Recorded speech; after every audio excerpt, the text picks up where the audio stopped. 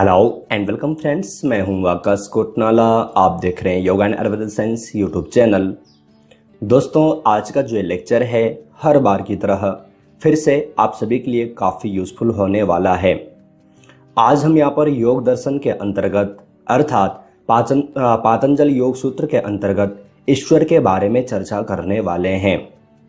जैसे कि आप सभी ने देखा है कि योग दर्शन हम अभी तक आपको यहाँ पर उसके 26 पार्ट यहाँ पर दे चुके हैं। लगभग हमारा पूरा योग दर्शन जो ग्रंथ है वो हम यहाँ पर चैनल पर कंप्लीट करने वाले हैं।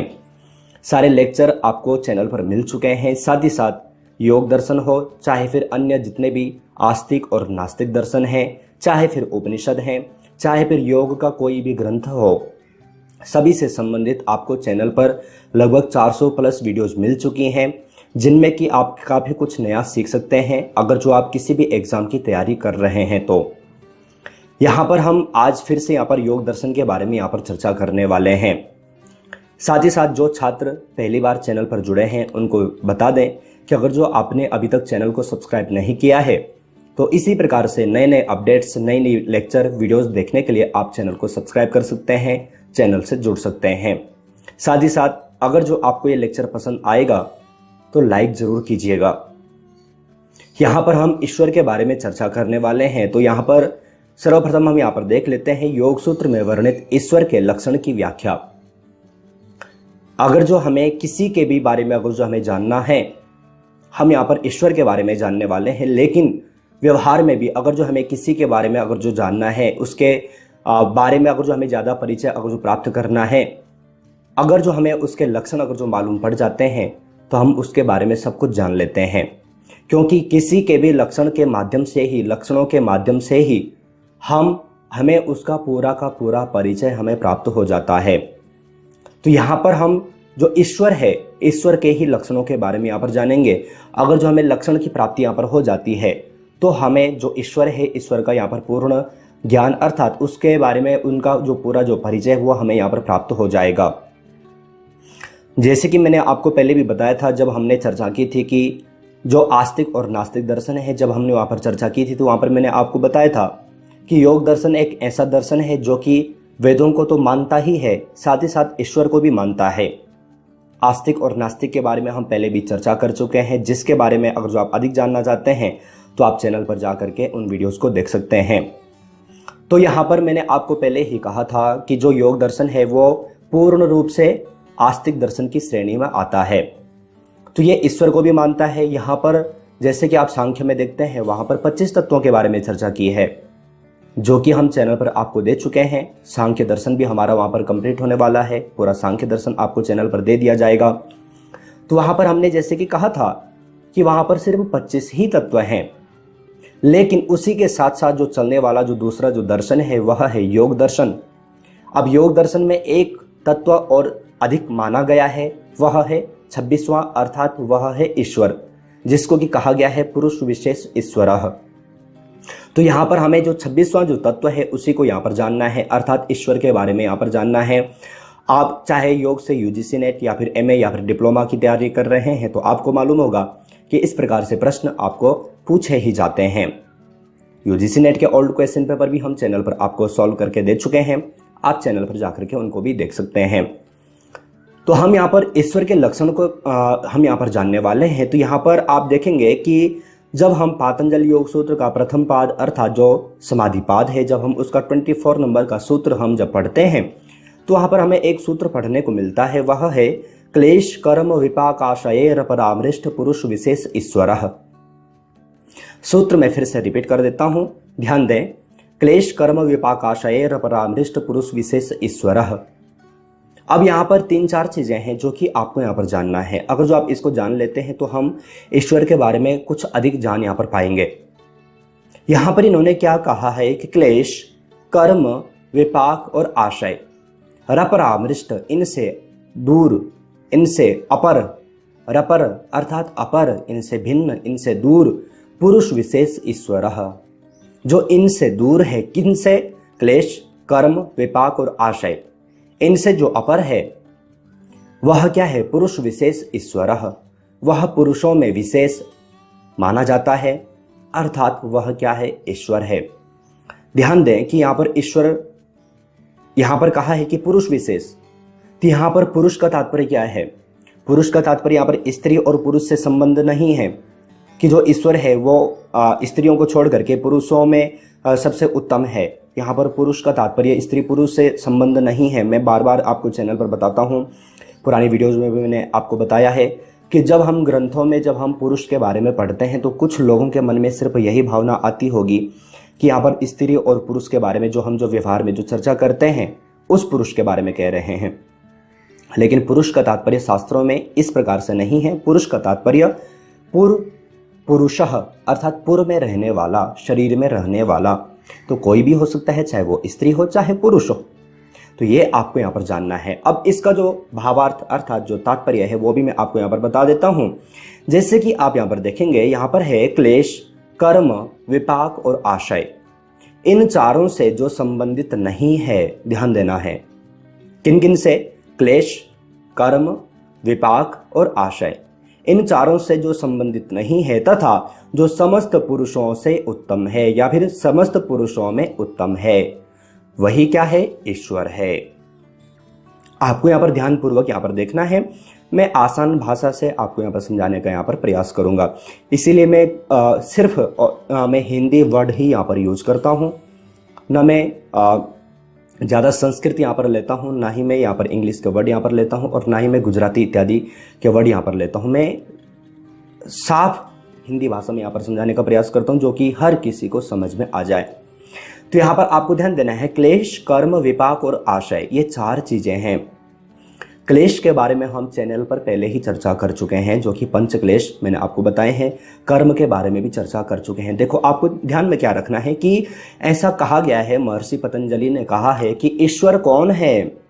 तो ईश्वर की परिभाषा यहाँ पर दी है कि जो क्लेश, कर्म, विपाक और आशय से संबंधित नहीं है, जो इनसे भिन्न है, जो इनसे परे है, वह ईश्वर है। आप भी हो सकते हैं, मैं भी हो सकता हूं, लेकिन उसके लिए क्या? हमें क्लेशों से परे होना पड़ेगा, कर्म से परे होना पड़ेगा, विपाक से परे होना पड़ेगा, आशय से परे होना पड़ेगा। जब हम इन चारों से जब हम परे हो जाएंगे तो वह समस्त पुरुषों से उत्तम, जो समस्त पुरुषों में जो उत्तम हो जाएगा, वह ईश्वर कहलाता है। ये आपको यहाँ पर ध्यान में रखना है, ये आपको यहाँ पर इस प्रकार से यहाँ पर समझना है। अब यहाँ पर चार चीजें हैं। कौन कौन से हैं? क्लेश है, कर्म है, विपाक है और आशय है। इनको थोड़ी थोड़ी हम यहाँ पर समझ लेते हैं। वैसे तो मैंने जैसे कि अभी आपको बताया कि क्लेश और कर्म के बारे में हम पहले ही चर्चा कर चुके हैं, लेकिन आपका जो ये टॉपिक है अच्छे ढंग से क्लियर हो जाए, इसके लिए हम यहाँ पर इसको थोड़ा सा यहाँ पर रिपीट भी कर लेते हैं। तो जो क्लेश है, अगर जो हम क्लेश पढ़ते हैं तो हमें दूसरे पाद का, यानी कि जो साधन पाद है उसका तीसरे नंबर का ही सूत्र पढ़ने को मिलता है। वह है अविद्या, स्मिता, राग, द्वेषाभिनिवेशा, क्लेशा। यहां पर पंच क्लेशों के बारे में चर्चा की है। क्लेश अर्थात कितने? 5। कौन कौन से? अविद्या है, अस्मिता है, राग है, द्वेष है और अभिनिवेश। ये यहां पर महर्षि पतंजलि ने क्लेश अर्थात पंच क्लेशों के बारे में कहा है। कौन कौन से हैं? अविद्या है, अस्मिता है, राग है, द्वेष है और अभिनिवेश है। अब अगर जो आप चैनल पर जाएंगे तो हमने इन सभी को भी डिटेल में बताया है कि अविद्या अर्थात अज्ञानता, अस्मिता अर्थात मैं का भाव, अहंकार का भाव, राग अर्थात किसी में ज्यादा आसक्ति हो जाना, द्वेष अर्थात आसक्ति जब ज्यादा हो जाती है लेकिन हमारी इच्छा अनुकूल अगर कोई कर्म नहीं होता है तो मन में द्वेष उत्पन्न होता है, हमारे मन में किसी के प्रति द्वेष भावना उत्पन्न होती है तो द्वेष है। और अभिनिवेश अर्थात मृत्यु का भय। तो इनके बारे में हम पहले भी बता चुके हैं, हम ज़्यादा डीप नहीं जा सकते क्योंकि ये अलग चैप्टर हो जाएगा और इसको मैं आपको पहले भी बता चुका हूँ। सामान्य सा जो मैंने बता ही दिया है, आप यहाँ पर समझ भी चुके होंगे, आपका रिवीजन हो भी चुका है। तो कहा है, महर्षि पतंजलि ने कहा है कि जो अविद्या, अस्मिता, राग, द्वेष और अभिनिवेश, इससे जो परे है वह क्या है? ईश्वर है। तो पंच क्लेश अर्थात जो क्लेश, जो प्रथम यहाँ पर जो महर्षि पतंजलि ने ईश्वर के लक्षण के रूप में बताया था, कौन सा क्लेश, वो मैंने आपको यहाँ पर समझा दिया है कि क्लेश का तात्पर्य क्या है। अब दूसरा हम यहाँ पर देख लेते हैं कि महर्षि पतंजलि ने कहा था कि क्लेश, कर्म, विपाक और आशय। अब कर्म क्या है? तो जब हम योग दर्शन का चौथा पाद यानी कि कैवल्य पाद जब हम पढ़ते हैं तो उसके 7वें नंबर का सूत्र हमें पढ़ने को मिलता है, कर्मा शुक्ला कृष्णम योगिन त्रिविधमित रेसाम। सूत्र हर बार की तरह मैं फिर से रिपीट कर देता हूं। कर्मा शुक्ला कृष्णम योगिन त्रिविधमित रेसाम। यहां पर चार चीजें हैं। कर्मा कौन कौन से हैं? शुक्ल कृष्ण। ध्यान दें, कर्मा अर्थात शुक्ल और कृष्ण। फिर आगे यहां पर इन्होंने कहा है कि योगिन त्रिविधमित रेसाम। अब तात्पर्य क्या है? देखो, यहां पर इन्होंने कहा है कि योगी के कर्म अशुक्ल और अकृष्ण होते हैं। शुक्ला कृष्णम, अशुक्ल और अकृष्ण। तो ये किसके होते हैं? ये योगियों के होते हैं तथा दूसरों के तीन प्रकार के होते हैं। योगिन त्रिविधमित रेसाम। जो योगी के जो कर्म होते हैं वह कौन से होते हैं? अशुक्ल और अकृष्ण। किनको छोड़ करके? तीनों को छोड़ करके। त्रिविधमित रेसाम, तीन प्रकार के छोड़ करके। अब तीन प्रकार के कौन से? तो ये हमें यहाँ पर जानना है। तो तीन प्रकार से कौन कौन से वो भी मैं आपको यहाँ पर बता देता हूँ। एक है कृष्ण, एक है शुक्ल, एक है शुक्ल कृष्ण मिश्रित। और योगी के कैसे कर्म होते हैं? अशुक्ल और अकृष्ण। तो इस प्रकार से यहाँ पर चार प्रकार के यहाँ पर कर्म हो गए। आप देखते हैं अनेकानेक ग्रंथों में कर्मों के बारे में अलग अलग चर्चाएं की है, जो कि हम चैनल पर आपको बता भी चुके हैं। अनेकानेक दर्शनों में कर्मों में दर्शनों में या फिर शास्त्रों में कर्मों के बारे में अलग अलग चर्चा की गई है। आपने देखा भी है, हमने काफी बार चर्चा भी की है। लेकिन योग दर्शन में चार प्रकार के कर्म बताए गए हैं। एक जो योगियों का होता है अशुक्ल और अकृष्ण, एक है शुक्ल, एक है कृष्ण, एक है शुक्ल कृष्ण मिश्रित। अर्थात आप इस प्रकार से भी देख सकते हैं कि पाप कर्म, पुण्य कर्म, पाप और पुण्य कर्म मिश्रित, और अपाप अर्थात जो पाप भी नहीं करता और जो पुण्य भी नहीं करता। तो ऐसे जो योगी हैं जो इन चारों प्रकार के कर्मों से जो भिन्न है, वह कौन है? वह ईश्वर है। तो ये आपको यहां पर जानना है। मैं आपको पहले ही कह चुका हूं कि हमें चार चीजें देखनी थी। कौन कौन से? क्लेश, कर्म और विपाक और आशय। तो क्लेश और कर्म के बारे में हम यहां पर चर्चा कर चुके हैं। अब तीसरा हम यहां पर देखते हैं कि विपाक। अब विपाक क्या है यह आपको यहां पर जानना है, याद रखना है। एग्जाम में पूछा जा सकता है, ध्यान रखें। मैं बार बार आपको इसीलिए जो भी टॉपिक आता है मैं आपको अच्छे ढंग से समझाने का प्रयास करता हूं, जिससे कि आपका कोई भी टॉपिक छूटे नहीं। एग्जाम में घुमा फिरा करके आपने देखा है किस प्रकार से पूछा जाता है और किस प्रकार से पूछे जाते हैं। इससे संबंधित हमने चैनल पर 2 बुक भी पब्लिश की हैं। ई बुक है, ई बुक फॉर्मेट में है, दोनों एमसीक्यू टाइप के हैं, जिनके बारे में हम लास्ट में चर्चा करेंगे।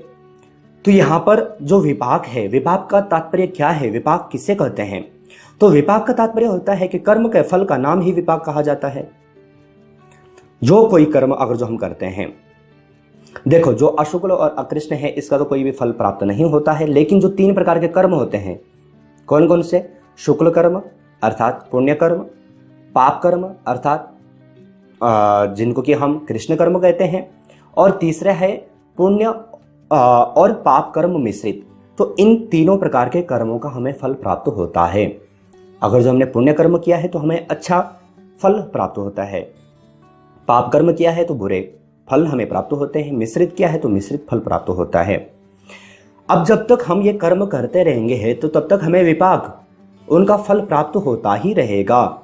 लेकिन ध्यान रखें, जब ईश्वर कर्मों से भिन्न है, जब ईश्वर कर्म करता ही नहीं है, जैसे कि हमने पहले ही कहा था दूसरे में जब हमने कर्म पढ़ा इससे ही पहले, तो हमने क्या कहा था कि ईश्वर इससे भी भिन्न है, इससे संबंधित नहीं है। किससे? कर्म से। अब जब ईश्वर कर्म से भिन्न ही है, जब ईश्वर कर्म के साथ में संबंधित नहीं रखता है या संबंधित नहीं है, तो विपाक कहां से होगा? विपाक अर्थात उनके फल कहां से प्राप्त होंगे? ये भी सोचने की बात है। तो यहां पर इसीलिए कहा है महर्षि पतंजलि ने, तीसरा यहां पर कहा है कि विपाक अर्थात जो कर्म के फल अर्थात जो विपाक है इससे भी जो भिन्न है, वह कौन है? ईश्वर है। आशा है आप यहाँ पर अच्छे ढंग से यहाँ पर समझ पाए होंगे, अच्छे ढंग से आप यहाँ पर समझ रहे होंगे। मैं घुमा फिरा करके आपको यहाँ पर समझाने का प्रयास कर रहा हूँ। फिर भी अगर जो समझ में नहीं आता है तो आप लेक्चर को बाद में फिर से रिपीट करके देख लीजिएगा। बस आपका कॉन्सेप्ट क्लियर होना चाहिए, आपका टॉपिक क्लियर होना चाहिए। तो ये 3 चीजें आपको यहाँ पर समझ में आ गई। अब यहाँ पर चौथा यहाँ पर कहा है आशय, क्लेश, कर्म, विपाक और आशय। अब यहाँ पर आशय से भी भिन्न होना चाहिए। कौन? ईश्वर। तो आशय का तात्पर्य क्या है? तो आशय का तात्पर्य है कर्म संस्कारों के समुदाय। अब जब हम कर्म करेंगे तो उनका फल प्राप्त होगा। और कभी कभी क्या होता है कि एक जन्म में हम पूरे कर्म नहीं, उनके जो फल है वो प्राप्त नहीं कर पाते, हम नहीं भोग पाते। लेकिन जब हम उन कर्मों के फल नहीं भोग पाते तो वही कर्म हमारे इकट्ठे होते जाते हैं, जिनको कि मैं आपको कर्म योग में समझाऊंगा। ये कर्म इकट्ठे होते जाते हैं। तो जब ये कर्म इकट्ठे होते जाते हैं तो ये संस्कार बन जाते हैं। हम कहते भी है ना कि इसका संस्कार ही ऐसा है। तो क्यों? क्योंकि वह जो कर्म है वह निरंतर चालू है, उसका जो फल है वो निरंतर चालू है, और समय समय जन्म जन्म बीत रहे हैं, वही निरंतर चालू है, तो वह संस्कार बन जाता है, वह सब इकट्ठे होते जा रहे हैं। और आपको मैंने बौद्ध दर्शन में पढ़ाया है कि वहाँ पर इसके बारे में तो द्वादश निदान के बारे में वहाँ पर तो चर्चा की है। अगर जो आपने वहाँ पर देखा होगा तो आपको समझ में आया होगा। इसलिए मैं सभी ग्रंथों से संबंधित सिर्फ एक ग्रंथ को लेकर के आपको नहीं बता रहा हूँ। योग के लगभग 13 से 14 ग्रंथों को मैंने आपको चैनल पर दिया है। तो यहाँ पर आपको समझना है कि कर्म संस्कारों के समुदाय का नाम क्या है? आशय। अगर जो एग्जाम में पूछा जाता है कि आशय का तात्पर्य है, तो आपको यहाँ पर ध्यान देना है कि आशय का तात्पर्य क्या है। इस प्रकार से आपको यहाँ पर पूछा जा सकता है। तो कर्म संस्कारों के समुदाय का नाम आशय है। तो जो इन आशय से भी परे हो, जो इन आशय से भी दूर हो, वह क्या कहा जाता है? उसी का नाम ईश्वर है। तो आपको यहां पर समझ में आ गया। हमने पूर्व में ही कहा था कि महर्षि पतंजलि कहते हैं क्लेश कर्म विपाकाशय परामृष्ट पुरुष विशेष ईश्वर। जो क्लेश पंच क्लेशों से परे हो, जो 4 कर्मों से परे हो, जो विपाक से परे हो, जो आशय से परे हो, ऐसा जो पुरुषों में जो उत्तम है वह पुरुष ईश्वर कहलाता है। अगर जो आप भी ऐसा बन सकें तो आप भी ईश्वर की श्रेणी में आ सकते हैं। मैं भी अगर जो ऐसा बन सकूं तो मैं भी ईश्वर की श्रेणी में आ सकता हूं। लेकिन मैं बार बार वही कहता हूं कि ये सामान्य सी बात तो नहीं है। हम राग और द्वेष को ही दूर नहीं कर पाते, लेकिन ऐसा भी नहीं है कि हम इनको अपना न सकें, ऐसा भी नहीं है कि हम इनको प्राप्त न कर सकें। हमारे लिए हैं, हमारे लिए बताए गए हैं, लेकिन फिर भी हमें निरंतर अभ्यास करना चाहिए। हमने योग दर्शन में पढ़ा भी है, बताया भी है। तो आशा है आज का जो टॉपिक है ईश्वर के लक्षण, ये आप यहाँ पर जान चुके होंगे। ध्यान रखना कि लेक्चर थोड़ा लंबा हो चुका है, इसके लिए हम इसको और डीप यहाँ पर नहीं पढ़ने वाले, जिसको कि हम दूसरे लेक्चर में चर्चा करेंगे। यहाँ पर और भी यहाँ पर छूट रहा है, ईश्वर के और भी लक्षण हैं जिनके बारे में हम अगले सेकंड पार्ट इसका जो आने वाला है ईश्वर के बारे में, उसमें चर्चा करेंगे। तो यहाँ पर आज आप इन 4 चीज़ों को यहाँ पर जान चुके हैं। कुछ और यहाँ पर बच रहा है जिसको कि हम अगले पार्ट में देखने वाले हैं। अब जैसे कि आप सभी जानते हैं कि एक दिन के लेक्चर के अनुसार जो प्रश्नोत्तरी सीरीज होती है वो आपको यहाँ पर चैनल पर मिलती हैं। आपने आज कितना नॉलेज गेन किया, आपको यहाँ पर कितना समझ में आया, उनके आंसर आपको यहाँ पर जो प्रश्न यहाँ पर दिए गए हैं उनके रूप में आपको यहाँ पर सही आंसर यहाँ पर देने हैं। प्रथम प्रश्न आप सभी के लिए यहाँ पर है, निम्नलिखित में से योग सूत्र में वर्णित कर्मों की संख्या है 2, 4, 6 या फिर 8। तो मैंने आपको अच्छे ढंग से समझाया है। आशा है आप यहाँ पर इसका सही आंसर यहाँ पर दे पाएं। और साथ ही साथ मैं आपको पहले भी बता चुका हूँ कि क्लेश हो चाहे कर्म हो, सभी के ऊपर हम अलग से वीडियोस भी आपको चैनल पर दे चुके हैं। इसी प्रकार से दूसरा प्रश्न आप सभी के लिए यहाँ पर है, निम्नलिखित में से योग सूत्र में वर्णित क्लेशों की संख्या है। कितने क्लेश हैं? 2 हैं, 3 हैं, 4 हैं या फिर 5 हैं? कितने क्लेश हैं? तो इनका भी आपको सही आंसर वीडियो के कमेंट बॉक्स में भेजना है। ये भी मैं आपको अच्छे ढंग से यहाँ पर समझा चुका हूँ। तीसरा प्रश्न आप सभी के लिए यहाँ पर है, निम्नलिखित में से योग सूत्र में वर्णित विभाग का तात्पर्य है। कर्म के फल का नाम, या फिर आसक्ति के फल का नाम, या फिर उपर्युक्त दोनों, या फिर इनमें से कोई नहीं। तो सही आंसर क्या है आपको वीडियो के कमेंट बॉक्स में भेजना है। साथ ही साथ मैं आप सभी को बता दूं, जो छात्र चैनल पर पहली बार चैनल पर जुड़े हैं उनको मैं यहाँ पर आपको बता दूं कि चैनल पर इसी प्रकार से प्रश्नोत्तरी सीरीज की 2 बुक यहाँ पर पब्लिश की जा चुकी हैं। एक में आपको 500 प्लस MCQ मिल जाते हैं, एक में आपको 1000 प्लस MCQ मिल जाते हैं। दोनों बुक ई बुक फॉर्मेट में है, जिन्हें आप वीडियो के कमेंट बॉक्स में या फिर वीडियो के डिस्क्रिप्शन बॉक्स में जा करके जिनके बारे में अधिक जानकारी प्राप्त कर सकते हैं, इनको डाउनलोड परचेस कर सकते हैं। साथ ही साथ यहाँ पर एक चौथा प्रश्न आप सभी के लिए यहाँ पर है, निम्नलिखित में से योग सूत्र में वर्णित ईश्वर के लक्षणों का वर्णन किया गया है।